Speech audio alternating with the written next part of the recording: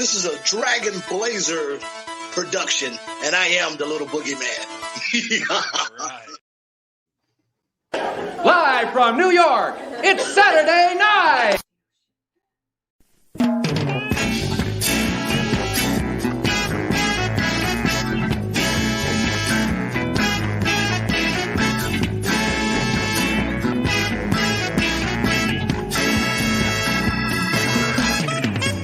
Now, Rex,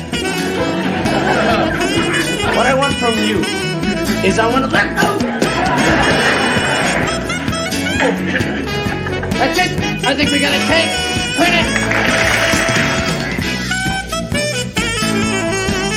Beautiful princess who lives in a little, teeny, tiny, castle. Yes.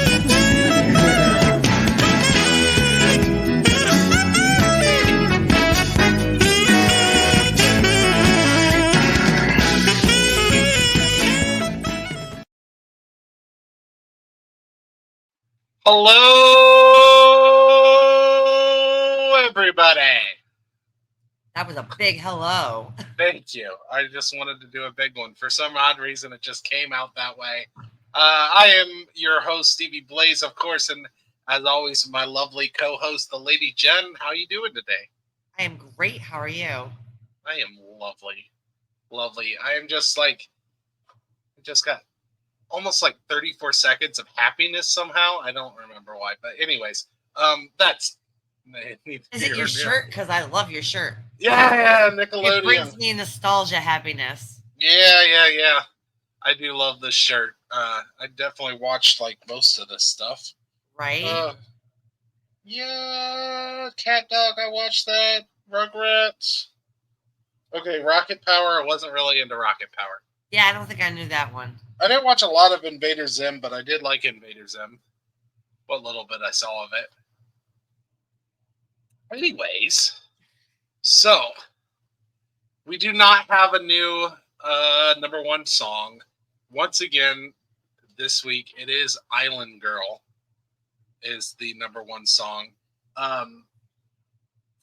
which I believe it's only on there for 3 weeks. So next week we'll probably have something else other than Island Girl that I'll find. This time I did the number one song in the UK. Ooh, what was this?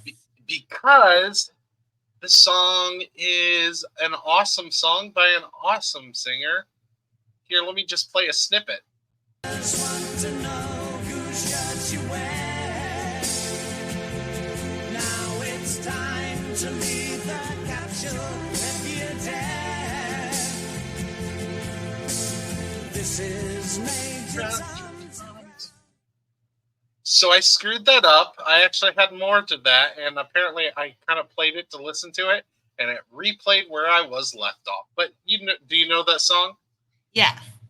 Space Oddity by David Bowie was the number one song in the UK, and today's date, which was, I believe, November 15th is what this episode comes out. Yes. November 5th. November. Yeah. Or is it? No, it was definitely November. Yeah, I think it was November 15th. Yes. Actually, you know what? I can tell you right now. You know how I can tell you? Because I have the episode art right here. So it is. We're going to just show it on here. Why not share the screen?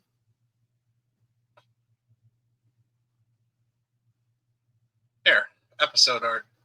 Robert Klein, November 15th, 1975. So 1975, November 15th, that's when this song was number one in the UK. Great song. I love Space Oddity.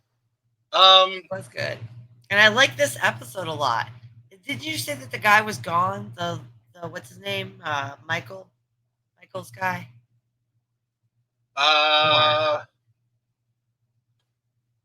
Lorne Michaels. Yeah.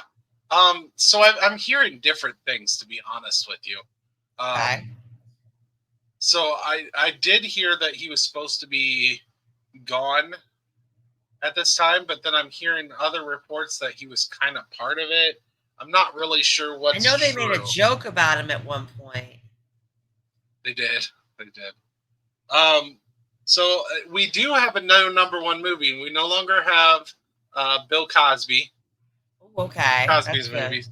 The number one movie, November 15th, 1975, is called Dog Day Afternoon.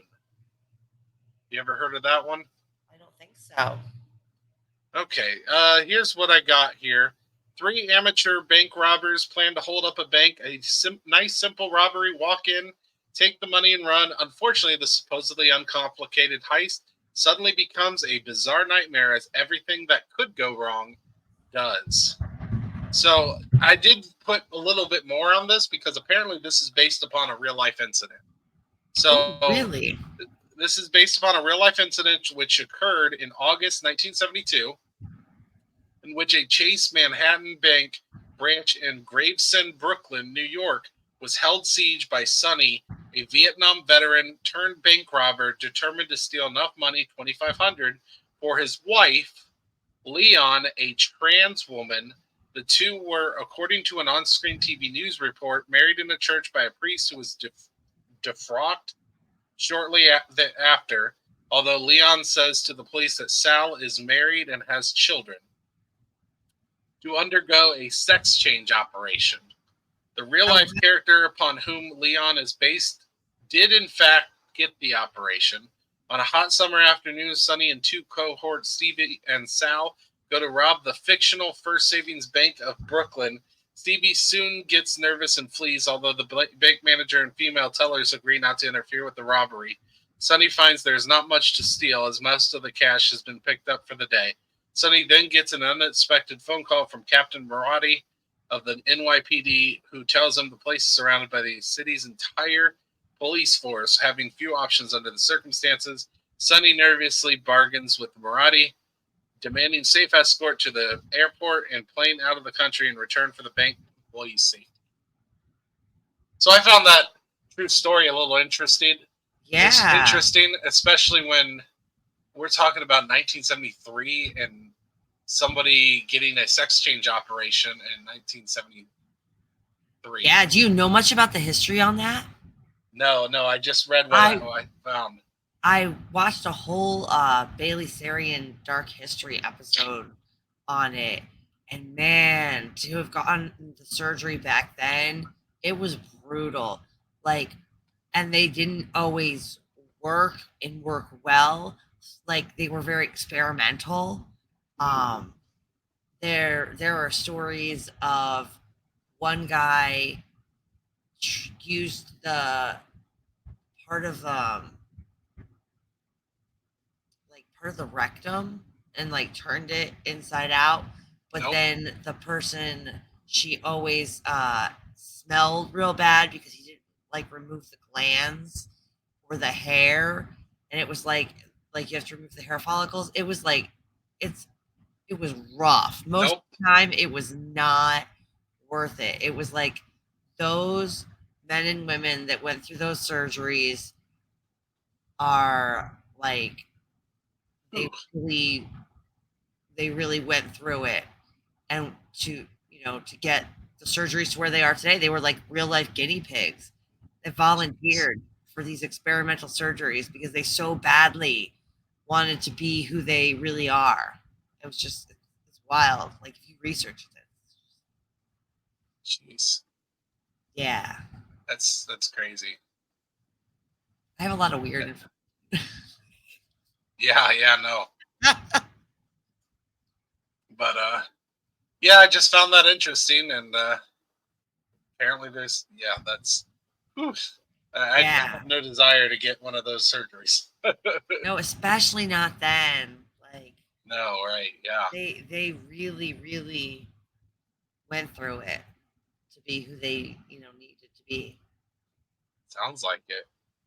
The only thing else I could find about this day was Mamas Don't Let Your Babies Grow Up to Be Cowboys. That single was released by Ed Bruce on this day.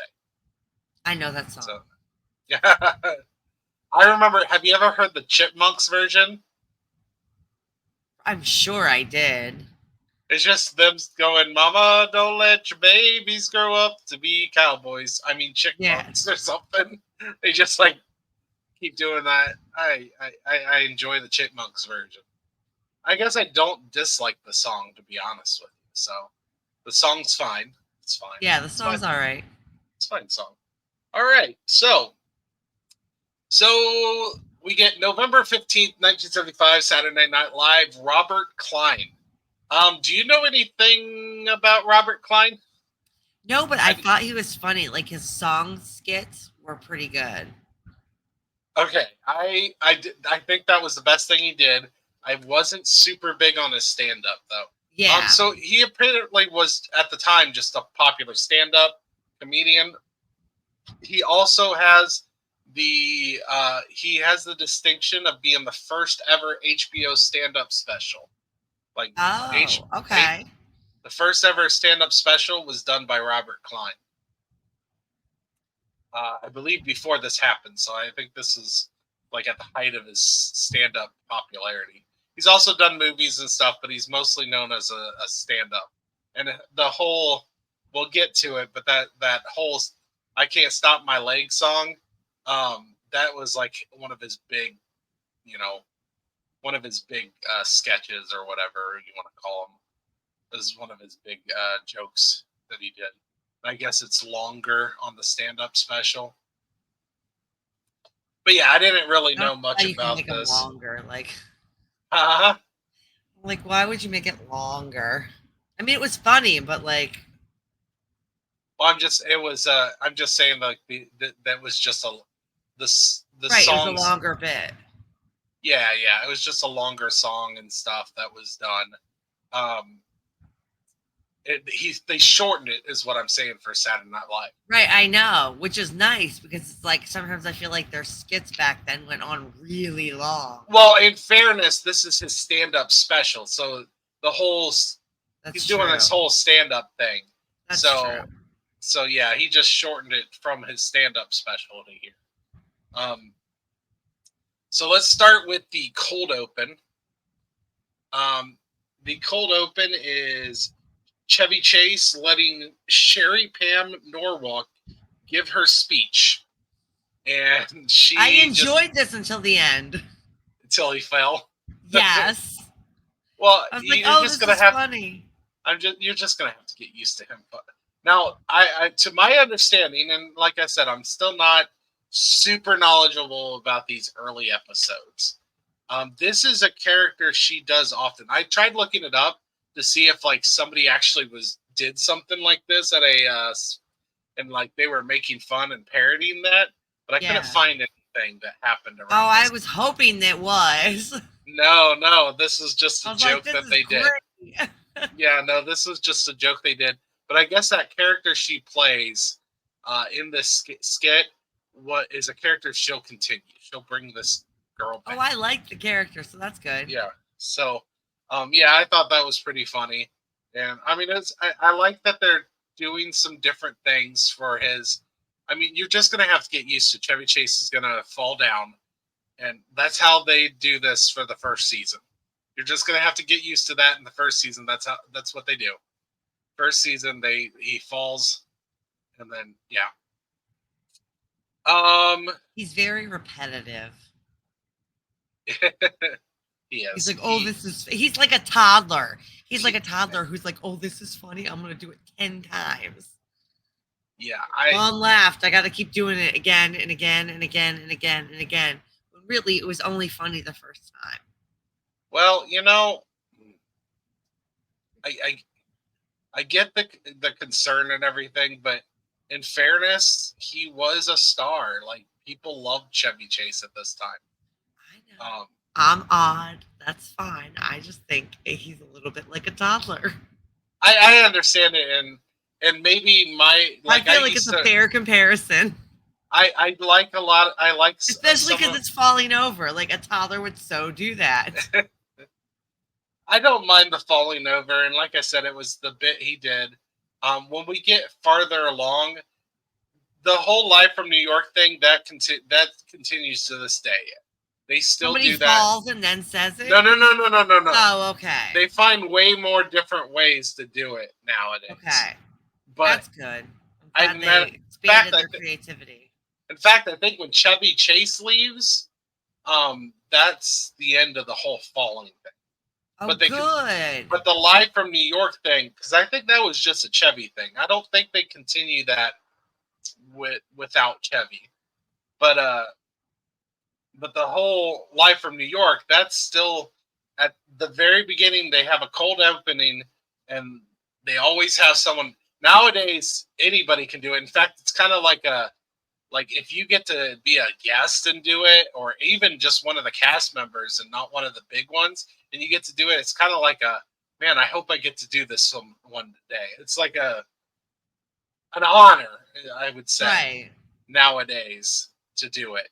I don't remember how it goes when Chevy leaves, but I know that with Chevy, he always does the pratfall. He always falls and does it. But I think that goes away, but the Live from New York stays. I'm fine with the Live from New York. It's the falling down. Yeah. Ridiculous. But anyway, so after that we get Robert Klein doing stand-up in a monologue. I want to say a monologue, but he does his stand-up at least, I think, twice on the show. Yeah. So he does it a couple times. I thought the bear bit was only funny because it reminded me of the whole man versus bear. I know. Okay, that's fair.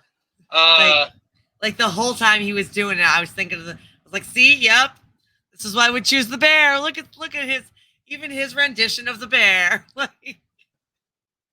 He keeps doing that. Ooh, that was so it was funny. all weird. It was weird. I wasn't as into it, but I'm glad you enjoyed it. This one. The next one, I was like, man, but I thought he was funny. See, I thought his next one was better than this one. I didn't get why everyone thought his joke about chimps being out in the wild and not wearing suits and stuff was so funny. Like, they laughed and clapped like it was the funniest thing ever. And I was like, I thought the part with the bear was way funnier. But I thought he did the chimps on this one, too. He didn't do it was this one. Okay, yeah. Yeah, no, I was, I just wasn't super big on him. Like I said, I did find the Stop My Legs song pretty funny, which we'll get to. Yeah, again, I think this was mostly funny because of the whole man versus bear thing. Because that's what I was like in my head comparing it to as he was doing it, and I was cracking up. So okay, that is fair. That is fair. So it's situational. It's like the news thing, like why they find it funny or found it funny, and we don't because it's the relevant issues around. Right. Make it funny. So after that, we get ABBA. We get ABBA. Do you like ABBA? I do. It's so fun. So, but we first off, we get a Titanic skit introducing ABBA singing SOS, which I found the choice of SOS pretty interesting. I mean, it was kind of fits the Titanic. Right. So. And they were like on the boat. It was very funny. Yeah. So ABBA SOS comes from the self-titled album ABBA. And it peaked at number 15. Fun fact, it's the only top 20 song in history where the song and band is a palindrome. You know what a palindrome is? Yes, all of my characters in Guild Wars 2's names are palindromes. Well, for those who might not know that is listening, because you're not the only person I have to explain this to, that is when a word is spelled the same backwards and forward. So ABBA, A-B-B-A, is spelled A-B-B-A, whether you go backwards, forward, and then SOS is the same. SOS. They're both palindromes. It is the only song in the top 20 of all time to be both palindromes. I thought that was an interesting fact. Now, that is. I love palindromes. We got more interesting facts. Ooh, yay. Fact time. So ABBA was wanted to be on the show by Dick Ebersol. A lot of the people that run Saturday Night Live. Now, I've heard Lorne Michaels didn't want him, or I've heard other people didn't want ABBA on the It's show. very different from all of the other music they've had thus far. Yes. Well, I guess they just, some of them just didn't like ABBA. They thought they were too big for the show. They didn't want because right now ABBA is huge. In Why America. wouldn't you want ABBA then? Like, Well, if they're huge. So Lorne mostly likes getting like up and coming stars to be like the musical guest. Now when it comes he doesn't have to pay him as much. No, I think I mean, that could be it. I don't know, but we're at a point where people want to be on Saturday Night Live, but it was more really? of like, We're only 5 episodes in. I mean, nowadays I'm at, but okay. I guess people did want to be on the show then, too. When I'm in my mind, like you're just starting this show, right? And you don't have a whole big budget, so you probably don't want big name, bands, because you're gonna have to pay them a lot. But if you get like up and coming stars, you can pay them less, and it promotes them. But like if you have ABBA, in my mind, then they're gonna bring in more viewers. So I feel like you should throw in a big name every now and again. It could be financial reasons, but I've also heard rumors that Lorne liked bringing in like people that were up and coming to like expose them to the world.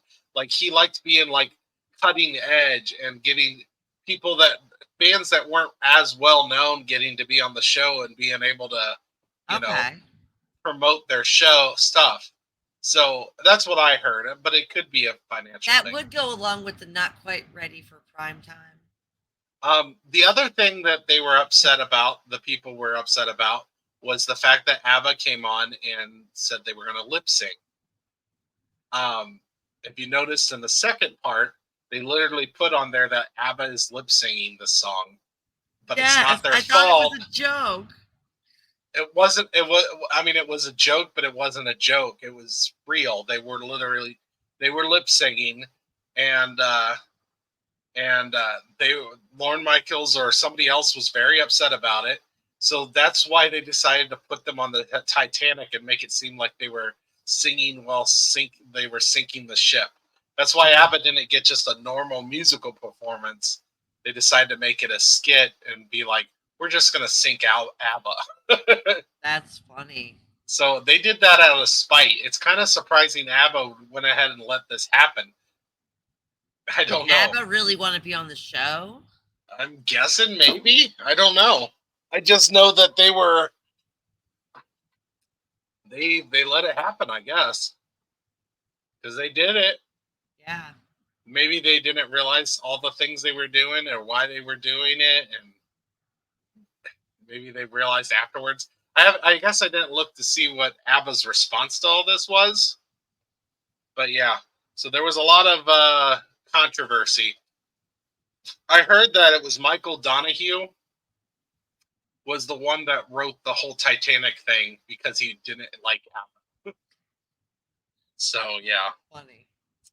So then we get the Pong skit again. And it was kind of funny. They were talking about doing a test at school. And the one guy's like, oh, yeah, I did it. And then he's like, no, you're wrong. And then he's like, oh. I thought the last one was better. I thought this one was funnier. I was able to pay attention more. Oh, okay. Like, I found the last one was really hard to follow. But this one, I don't know why. I guess they didn't talk. I don't know. Maybe it was slower. But I thought this one was funnier. I get why they do this. One thing I did find out that was pretty interesting was they actually, when they're doing this, they actually are playing the game. Like, that wasn't a pre-recorded game. Oh, okay. The two people doing the voices are literally playing the game Pong while doing their whole sketch. Oh, I like it. So I guess that's kind of cool. Yeah, that is. The next thing we get is the Minute Mystery. Minute Mystery. You're correct. I I liked thought the this guy one. was a I thought it crime was scene silly. photographer. Yeah. I was like, that's a little inappropriate for a crime scene photographer. And nope, he was paparazzi. I liked it because the one guy literally admits to it. He's like, "Can you figure out? You have 1 minute to figure out." Right? Or And then he's whatever. gone. Yeah, and then he's out of there. I thought this was a silly but fun sketch. I liked this one. Yes, I also thought it was funny. Yeah, this one was all right. I liked this one. Any more thoughts on that one? I thought it ended oddly. Like the whole, like, you have a year to figure it out. I'm like, are they coming back? Oh yeah, in a year? that is kind of weird. Maybe that will come back. It would be funny if they come back in 1 year. Okay, that would be kind of funny. Next we get the Bicentennial. Yes. This is making fun of I guess around this time because the 1776 was coming around. The Bicentennial was about to come, and I guess they were making fun of. They had like little videos about the Bicentennial going on, and this was making fun of that, but with bees. Not my favorite bee sketch, but still, it's cute. Yeah, I agree. I didn't think it was as funny as It was the previous bees. But then again, it was only one bee, and it was like... it was nice that they got to have, Morris. They had Morris actually do a sketch that wasn't about the color of his skin. So that doesn't happen often with that. Oh, really? Yeah, a lot of his sketches he's in, like what was the author one? He's the host because he's black, and a lot of his sketches. It was like, hey, we need a black guy. Then he comes about. There's not a lot of sketches. I mean, this is 1975. Isn't he in the one where he yells? Yeah, okay. In fairness, there's that. That's not really a full sketch, but that's true. He does do that. Garrett Morris, I believe, is his name. So after the Bicentennial, remember what's after the Bicentennial? The Greg Allman's Love Life. I don't know, and then he broke up with Cher, so I don't know who. That was not what's next. That is not what's next. Apparently, it wasn't memorable because I didn't write anything down. I definitely disagree on the memorability. Do you remember this guy? Oh, I don't know why I didn't write anything down. Loudon Wainwright. Bicentennial is from the 1976 album T-shirt. And this guy was weird. Oh, I did write it. Loudon Wainwright Bicentennial song, meh. I thought it was weird. Like, this Bicentennial song is fine, okay? It's all right, okay? It was all right. But did you pay attention to his facial expressions? Yes, it was... Like, he is so weird. And his next exaggerated. His next one's even... the song for the next one's insane. We'll talk about that when we get there. But yeah, this guy is strange. Just straight. I can't tell if this guy's like a legit singer or if he's like a comedy singer like Weird Al.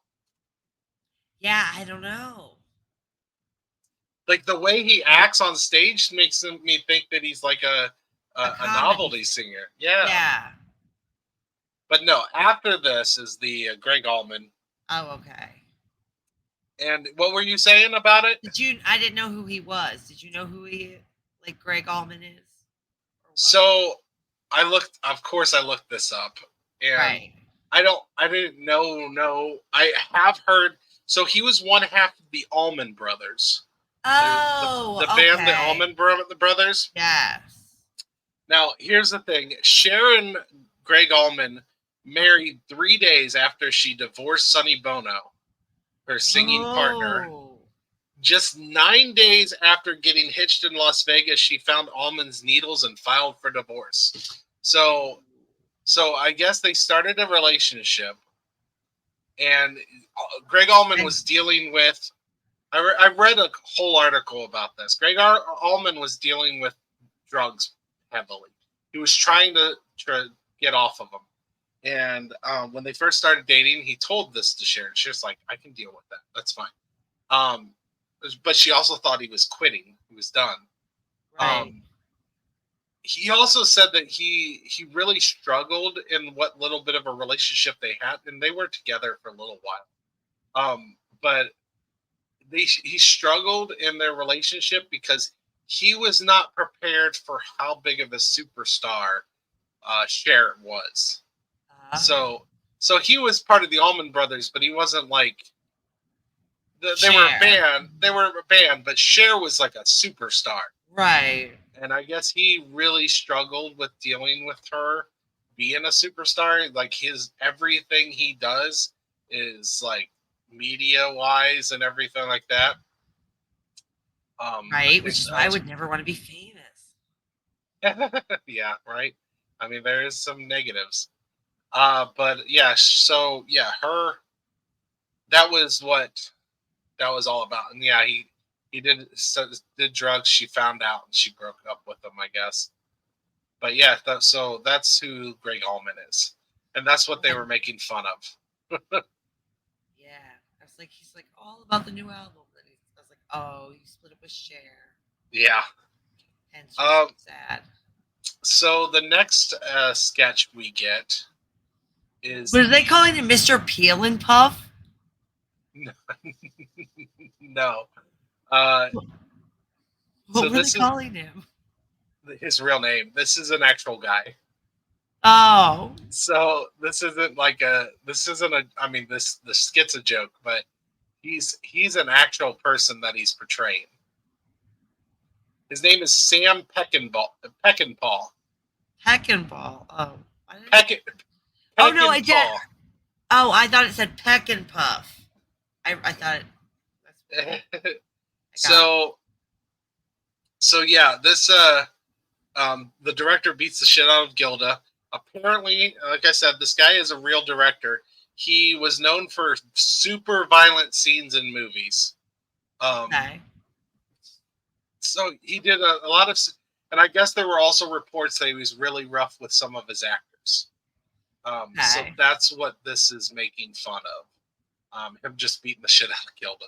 And I was just like, it's kind of funny, but it's also kind of like, eh. Right. It made me think of The Shining. Oh, yeah, him. I've heard the stories. Yes. So I knew that, but I knew that was later. But that's what it made me think of. And I was like, that probably really did happen to. Sounds similar, but this is a different director. That was oh gosh, why can't I think of the right? I'm so bad at names. He's like one of the most famous directors that did The Shining, and I'm just drawing a blank. I'll yell it out when I remember. Fair enough. But so, what are your thoughts on the Sam Peckinpah sketch? I was like, I hope she hits him back, but then like literally when I wrote it and then he hit him, and I was like, of course he waits until he's gonna get hit before he hits. Yeah, it was kind of cringe comedy, but I mean, it was kind of funny. I think it would have been funnier if she hit him. Yeah, I do. Like, she's like, "Oh, you're gonna hit him? No, I'm gonna attack you." Yeah, no. But Stanley Kubrick is who you're talking about, by the way. You're talking about Stanley Kubrick. So then we get to Weekend Update.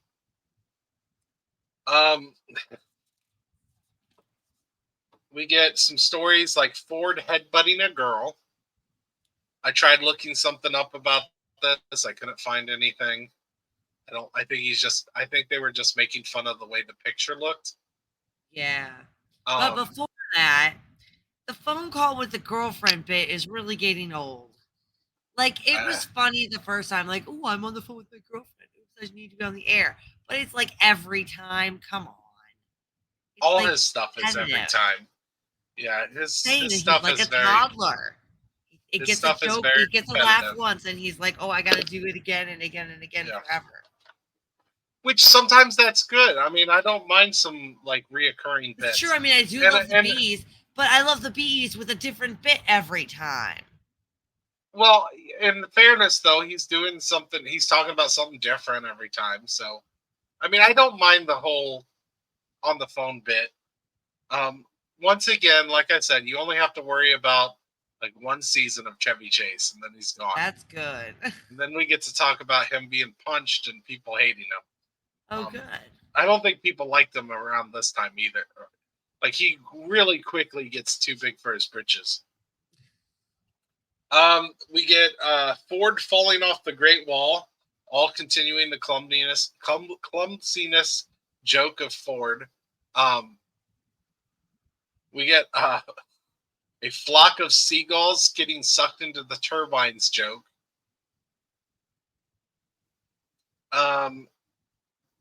Then we get something about Sammy Davis Jr.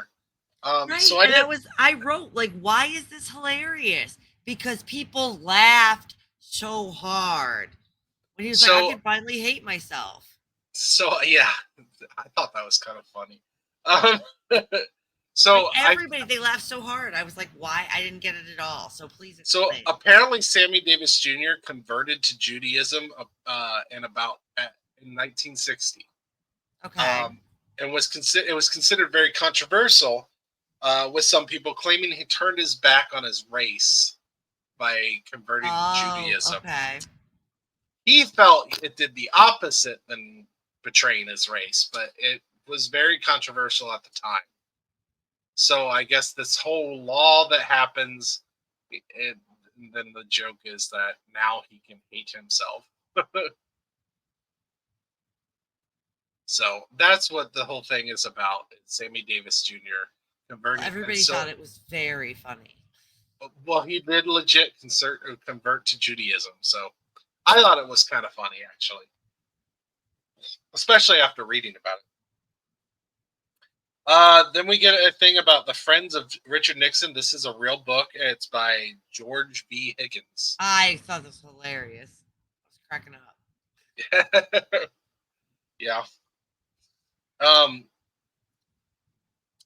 David and Julie are Dwight Eisenhower's sons, a son and Richard Nixon's daughter. They were also not executed. Oh, okay. I was like, yeah. Who are these people? It just looked like they were going towards a firing squad, but no. But it's Dwight Eisenhower's and Richard Nixon's kids. And I guess they did actually date at this time. Oh, okay. I think they actually get married, too. Oh, that's funny. The George Wallace for presidency and damn that hood ornament joke. And also fuck George Wallace again. If you remember, he's the one that we talked about in a previous episode. He's the one that talked about segregation now, segregation forever. Yeah. He was trying to run for presidency at this time. Oh. Yeah. That was a legit thing. Joe Frazier and Muhammad Ali's fight was their third fight, called the Thrilla in Manila, and Ali did win. Oh, okay. So that was based on that whole bit was based on an actual fight that just happened. Like I said, it was their third fight. They had a series of fights starting in I think 1970, I want to say 2. And this one was called the Thrilla in Manila.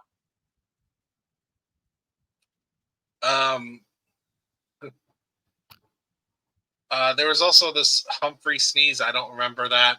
Unfortunately, we watched this, so I guess we should apologize. So this is coming out a little later. We both had some issues that caused us not to be able to record until now. So some of my notes don't fully make sense because I didn't just watch the episode last night. I know, right? I'm like, I literally, my note says, rel ahead joke, ... Really? I have no idea what I'm talking about. Well, the next thing we get is the Jamatol sketch. And I said, yes. I wrote down that, damn, that commercial was dark. Fun fact: Jamatol is actually making, and we kind of, I don't think we talked about this on the first episode because this is the second time we've done Jamatol. Yeah. If you remember, the first time was with the gay couple. Yeah. So at that time we weren't doing it the way we do it now. So I actually have one of the original Geritol commercials, which is what this is parodying. So this is actually a parody of a shit. 1 second. So yeah, this is a parody of a Geritol commercial, which I am about to put on our screens here. Just because when we have parodies, I like to show what we. Also, don't you like watching old commercials that you never watched as a kid? Yes. Because you weren't alive? Yes.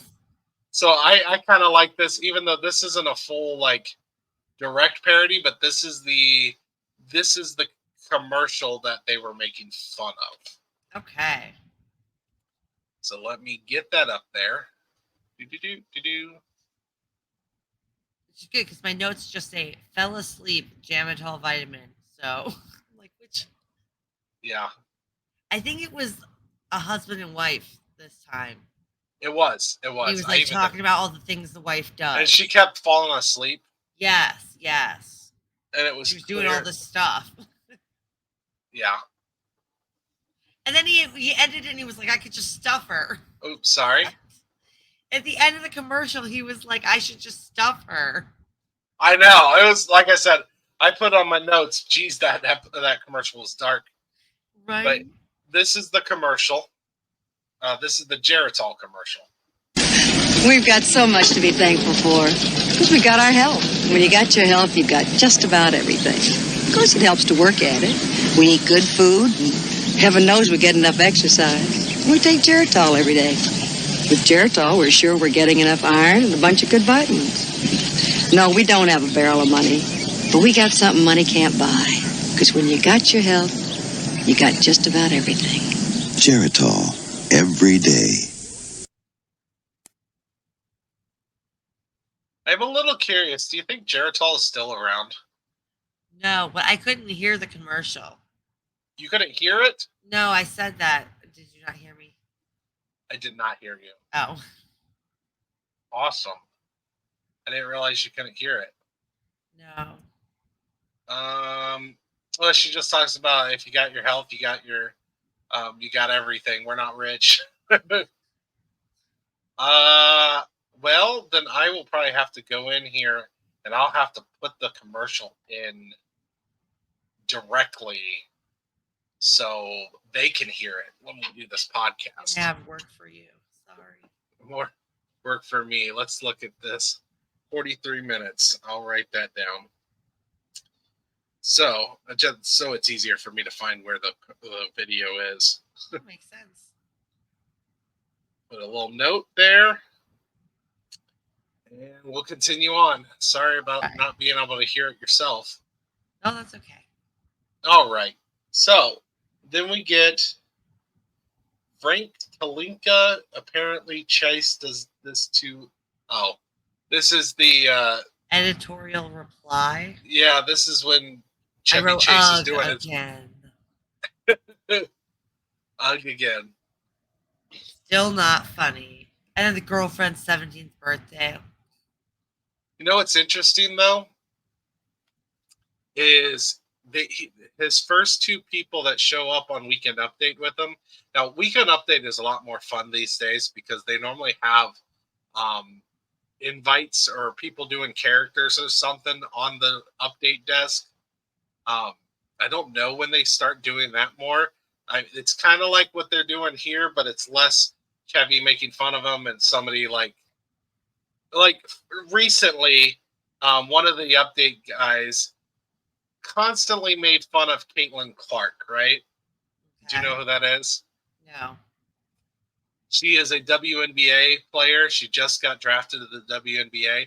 She was like dominant in high school or in college. Okay. And he just kept making WNBA jokes about, nobody cares, blah, blah, blah, blah, blah, blah. Okay. Well, then Caitlin Clark actually shows up and then just starts making fun of him. It was pretty good bit. But anyways, they do stuff like that now nowadays. But Chevy Chase is an anchor I'm not a big fan of. Is what I'm gathering so far. But that's just because they didn't know what they were doing. But anyways, the first two people that show up is Jane Curtin and that was Dan Aykroyd. And they become the anchors when Chevy Chase leave. Oh, together. okay. So they start doing the weekend update when Chevy Chase is gone. Well, I'll look forward to that. Yeah. Then he does a joke about his girlfriend Jackie. This was his actual. He was dating Jacqueline Carlin at this time. She was an actress and was in the first woman in an SNL sketch. So in the first episode, the whole dad sketch or whatever, you remember with the replacement dad sketch? Yes. In the first episode, that was Jacqueline Carlin. Okay. In that sketch. So she was technically the first woman, even though she's not a primetime player. She was just Chevy's girlfriend at the time. Is that why she was on the show? Probably. I think she's in a couple more sketches, and it's all because she was dating Chevy Chase at the time. Of course. Then we did the hard of hearing thing. We do the hard of hearing thing, and I kind of wish they didn't do this like every episode because they don't really do anything different with it. Like, I think it would work better if it just showed up every once in a while, and maybe they try to do something different with it. Maybe they will try something different. It was funny the first time. It was. And then it's like, okay, come on now. I work with children, and it's so like the children I work with. Like, fair enough. They do it one time, and then it's like, Miss Jennifer, Miss Jennifer, Miss Jennifer. And it's the same thing. They get a laugh, and they think they got to keep Yes, yes, and it's very Chevy Chase. Fair enough. So next we get the Exterminator sketch. This is kind of making fun of like I want to say Vietnam, like a Vietnam thing. Oh, okay. I didn't even get that. I think they were also making fun of Looney Tunes. Yes. I tried looking for the Raid dancing cockroach commercial they talked about. I found some old Raid commercials, but I could not find a dancing cockroach one. Yeah, I remember a lot of funny Raid commercials, but they weren't around at this time. You know. I mean, I can show. Did you know how they talked about smelling bugs? Okay, I saw like a TikTok or something about some people that can smell ants. Can you smell ants? No. Me either. Not to my knowledge. They're like, oh no, when like ants are outside, it like smells bad. I'm like, I had no idea. But like, some people apparently can smell ants. Apparently. And this guy thinks he can smell cockroaches.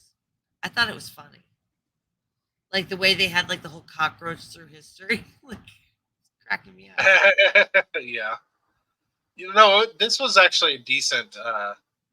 This was actually a decent commercial. But I'm trying to find. I didn't find a dancing cockroach commercial, but I did find some 1975 Raid commercials. I bet that's funny. Commercials used to be good. I don't watch TV now, so I don't like watch commercials. I don't know if they're any good anymore. But I can show it to you real quick. Yeah, let's. All right, let's get to. I have it right here on the YouTubes. Hopefully, you can actually hear this one. I'll let you know if I can. Well, I mean, I tried to last time. Maybe instead of trying to louder. Well, maybe it was because I did it. I showed you a video instead of a YouTube. So maybe if I just share it on YouTube, maybe you'll be able to hear it. The game is fun. I can hear it. The roaches are You can? I'll call you, Bluff. I'll call you later. It's Raid! Raid House and Garden Bug Killer. Indoors or outdoors, Raid hunts bugs down like radar and kills them dead. I win! You lose. Get Raid. So I feel like very much like the commercials of the 90s that I remember. Right? Yeah, I that was the closest thing I could find to the commercial they're talking about.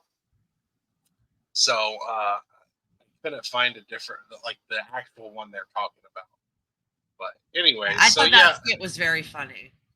Yeah, that was a funny skit, especially when he says he's no longer gonna kill cockroaches.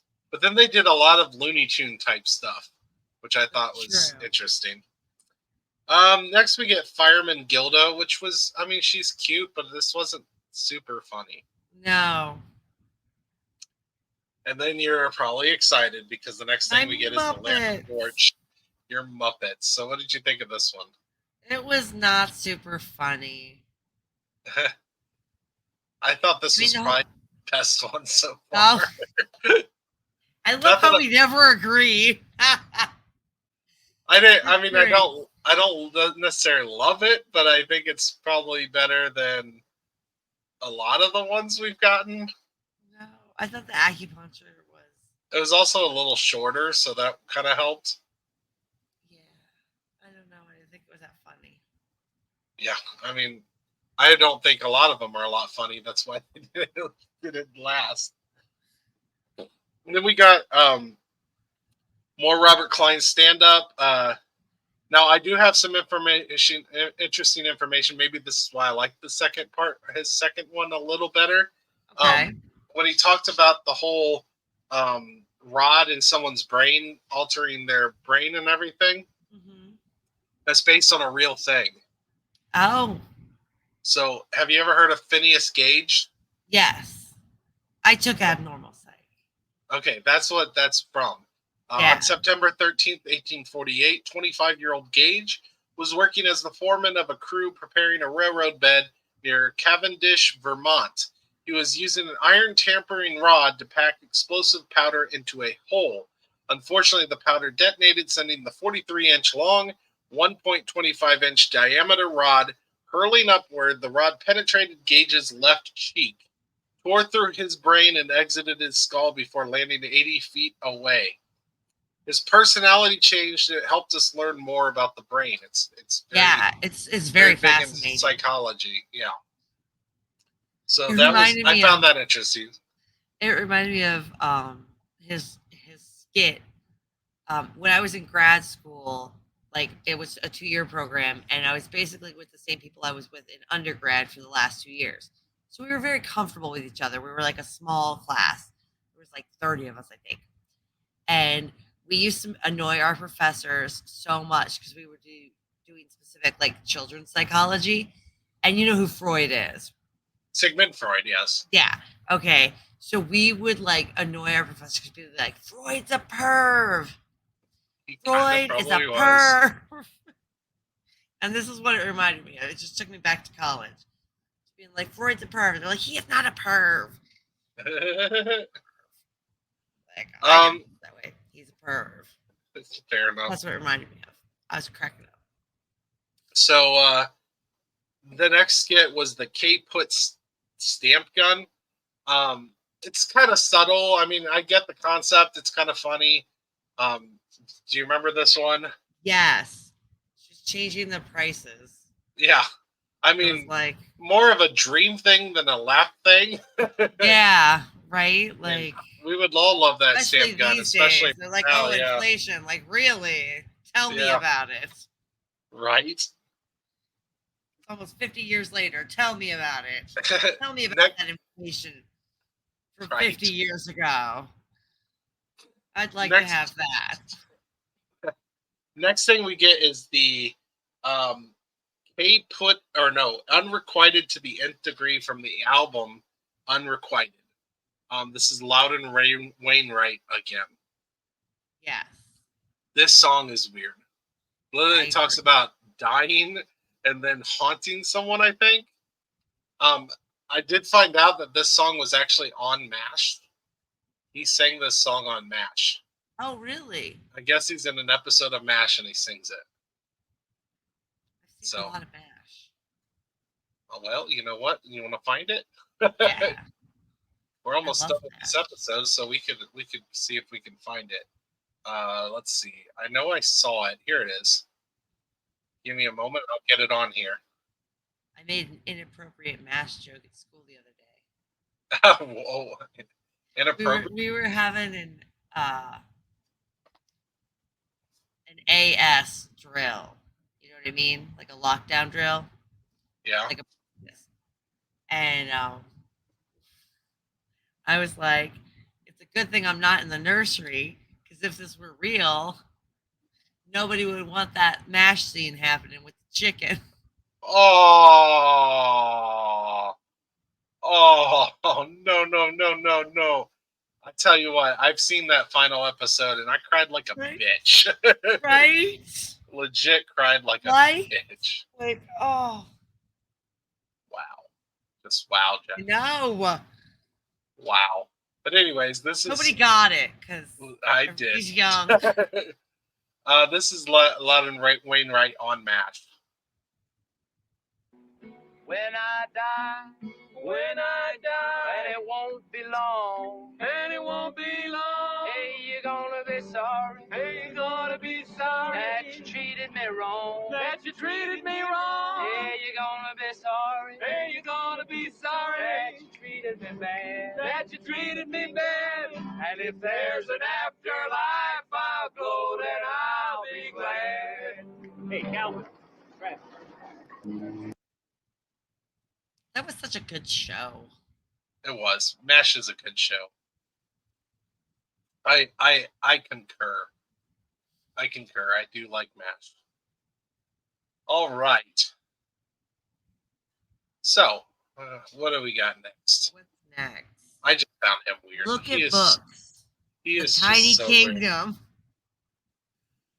I like this one. And this one was funny. And then she's like, "Oh no, teeny little mother," and I was like, "Oh." Yeah, that character comes back too. She brings one back a couple times. Yeah. So, to my understanding, it gets a little different. But this one, okay. Yeah, I liked that one. I like that one a lot. I found it weird that they brought the ambassador training sketch back. Yeah. Again. Yeah. So really don't need to talk about that. They just did that 2 weeks in a row. I know they bring back a couple like commercial sketches, but this was literally done last week. Right? And they brought it right back. Found it weird, but it's maybe they needed material. I don't know. I feel like there were funnier sketches they could have brought back if they needed a repeat sketch. Maybe, yeah, they do. That was weird, and that was the one that made maybe they did it on purpose because of Lorne Michaels being pissed off. Somebody was pissing him off some more. I don't know. Anyways, so this is next we got the leg song, which I guess I kind of already told you this about this. He does this. I thought this was kind of funny. Probably I wrote this guy is funny. This part was probably the funniest he was on the show. And then the last thing we get is them singing Waterloo. Waterloo is from the 1974 album of the same name. It made it to 6 on the top 100 chart. It is about. Do you know what Waterloo is about? No. You know what? You know why it's called Waterloo? No. You don't know what Waterloo is at all. I didn't write anything down, and I don't remember. I watched it a while ago. No, I mean the song's Waterloo, and you don't know anything about Waterloo. So Waterloo was the final battle of Napoleon. Yeah, I don't know anything about Napoleon. So yeah, he was defeated at the Battle of Waterloo. Okay. This song is about a relationship that is compared to his defeat in the Battle of Waterloo. Okay. So they compare this relationship to the Battle of Waterloo, which is the battle that defeated Napoleon. So that's what Waterloo is. I always found that interesting that their song, their one of their biggest hits is Waterloo, which is about Napoleon, kind of. I don't think it's legit about Napoleon. They were just kind of comparing to Napoleon. But then we get the end credits. I found it interesting that after last week, when we had everybody show up for Candice Bergen, nobody showed up for Robert Klein. So yeah. I didn't even notice that. That's yeah. Funny. Nobody showed up at the end there. Like I said, that is a staple, so I did notice it. Found it weird. But yeah, and that was the end of the show. Next week, I believe we get Lily Tomlin. Yes, I saw that. Yay! So that was that's where we're going next week. Awesome. So you said you enjoyed this episode? I did.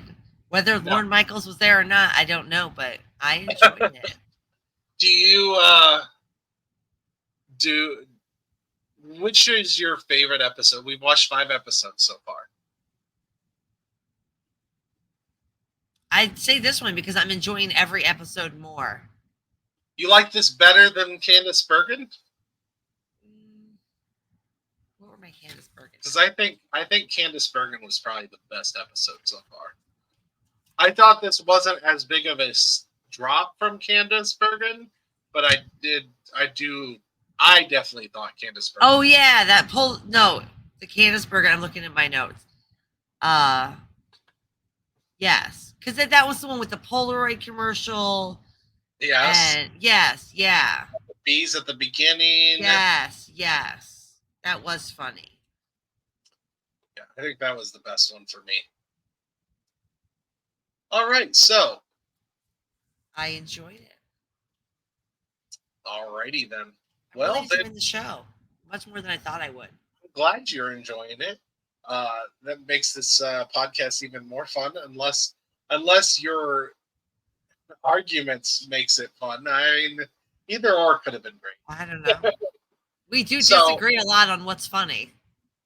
That's true. But at least you, for the most part, majority of the episode you like. It's true. But do you have any pluggables, or what do you want to plug? We have a Facebook. And we have a Facebook. And I should check the Facebook. Really yep, bad social media. It's technically a fan page. You have a fan page. And it is the see, Lorne I don't even know what I made. Lorne Michaels will hate this podcast fan page. It's is not what I made? No, fan page is what I use for Dragon Blazer Productions. For most of the podcasts that I'm on, we have group pages. You may want to make that into do it. I clearly don't know what I'm doing here. I'm sure you have far more it than I do. I could probably make it and then just have you be the admin.